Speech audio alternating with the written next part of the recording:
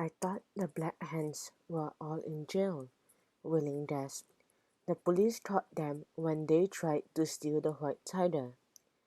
Most of us, but not all, said one of the Black Hands. When we heard what the snake was up to, we persuaded Professor Tam to cross to our side. I didn't have much choice, Tam admitted sharply. You'll pay for this, swore the snake.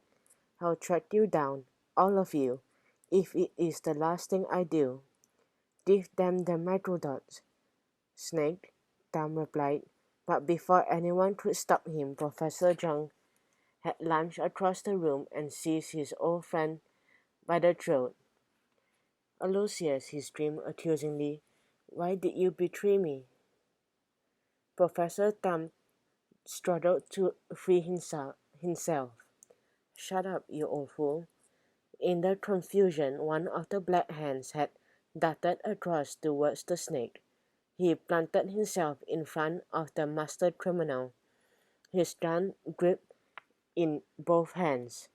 Hand over the microdot now, he barked. 1, 2. The gunshot was deafening in the small room. The Black Hand gangster saw his gun fly from his grasp when a bullet slammed into his barrel. He rolled to the ground, clutching his wounded fingers. Screaming in pain, Tai jumped down from the stairs, her eyes blazing, her gun sweeping the room. The other Black Hands dropped their weapons and raised their hands. Perfect timing, my dear, the snake congratulated her. An excellent shooting. Now I think it's time we left. He signaled to his men. They closed in on the Black Hands. He pushed them towards the stairs and scooped up their guns.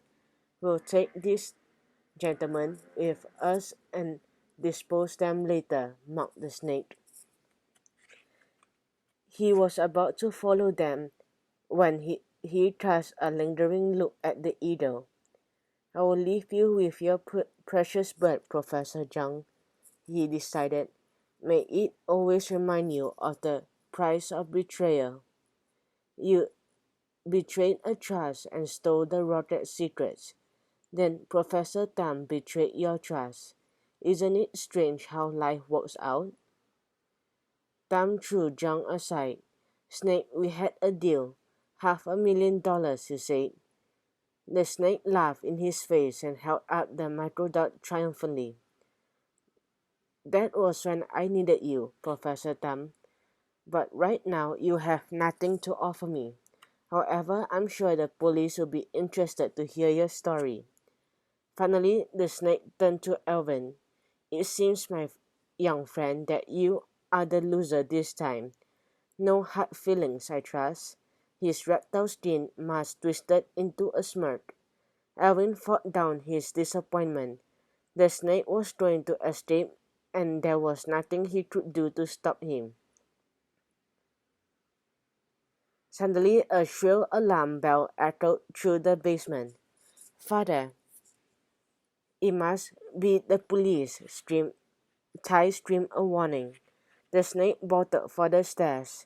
No hard feelings, I hope, Snake, Alvin taunted, and ducked when a bullet whined over his head.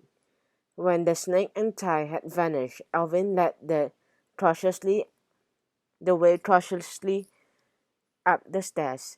Tam refused to follow, but Rafe and Azizu seized him and pinned his arms to his side. Professor Zhang climbed after them, clutching the eagle carefully, a strange smile playing on his face. They peered out through the window of the souvenir shop.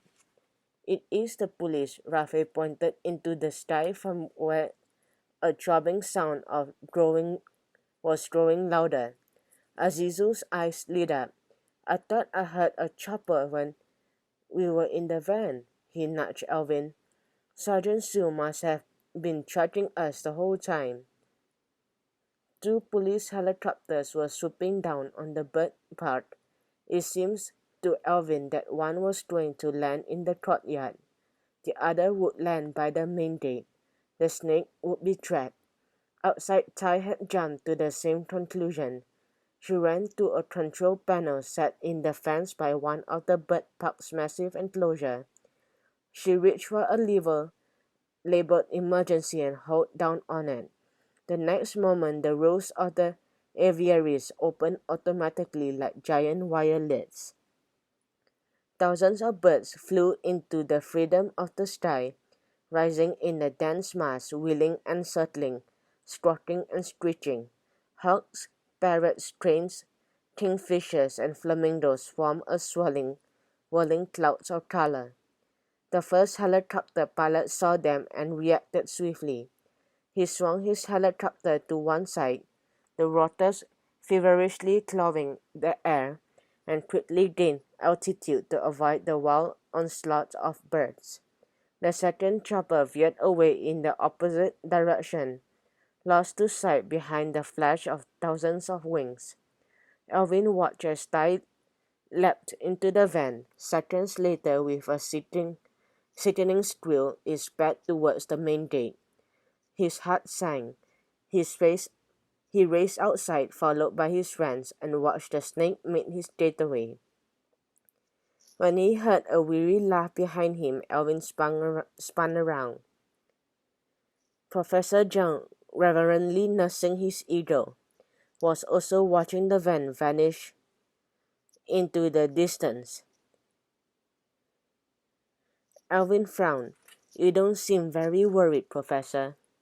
"I'm not," Professor Young told him. "Let the snake have those plans. They are worthless. Anyone following those diagrams will build a rocket that will blow up when they try to launch it." Wailing shook her head. "I don't understand." "What's the old fool talking about now?" screamed Tam. He struggled desperately, but Rafi and Azizu held him firmly. Slowly, Professor Young began to twist the other eye of the eagle. When he unscrewed it, he carefully popped it open to reveal another microdot. "This is the microdot he really wanted," Young explained. "This one contains the actual plans." Then he dropped the microdot to the concrete and ground it under his heel. Alvin grinned.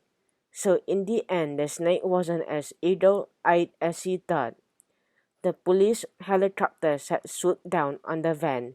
Gunshots broke out briefly before one of the choppers returned to the bird park.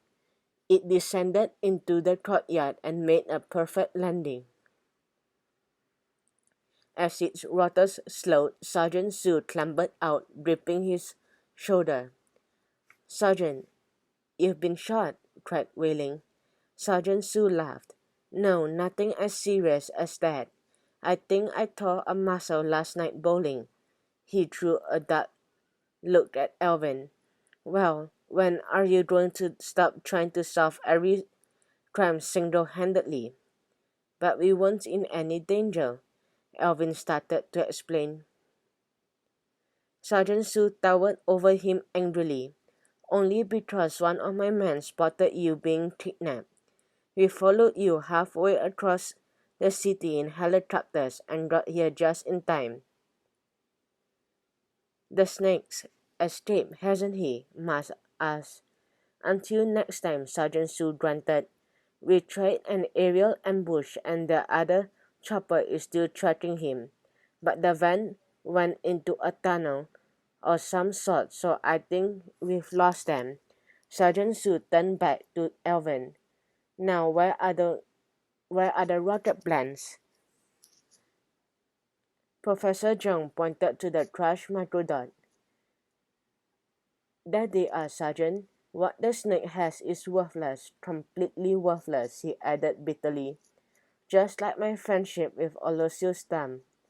He was working with the snake," Azizu said. "Then he joined up with the Black Hands and tried to double-cross him." The sergeant glowered at Tam.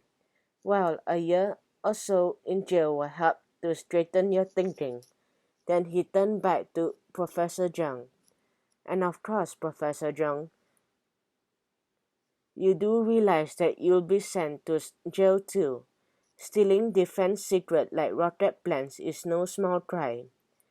Zhang shrugged calmly. Don't worry, Sergeant Sue. I deserve to be jailed. I was very foolish. You can have a complete confession anytime.